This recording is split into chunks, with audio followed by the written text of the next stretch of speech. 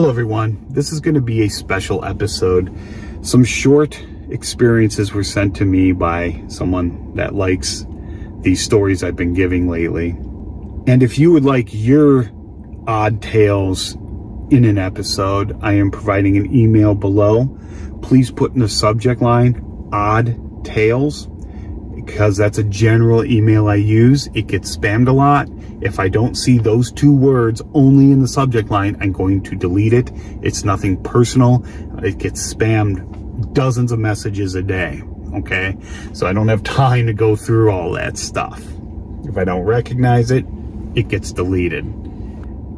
He sent several short stories in written form in an email to me. I do know this guy personally. I'm not going to give his real name or age. I'm just going to call him Bob. He is a grown adult. Okay, I'll tell you that much. He doesn't provide any backstory really to any of these stories, and I don't want to speak for him. So I am not going to give backstories for each of these individual ones.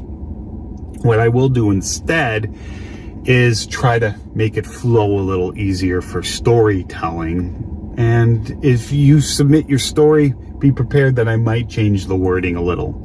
And if you want, you can submit an audio file as well. I am okay with that.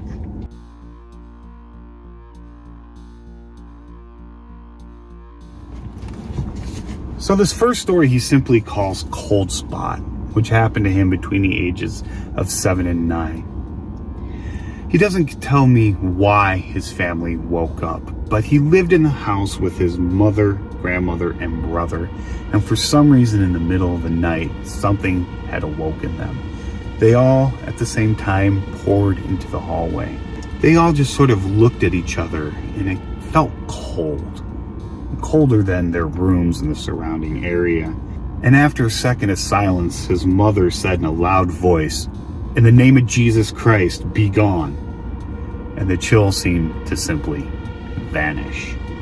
Everyone thought it was some sort of spirit or ghost, but they just kind of went back to bed afterwards. And from his memory, he thinks his mother had some pastor come to bless the house.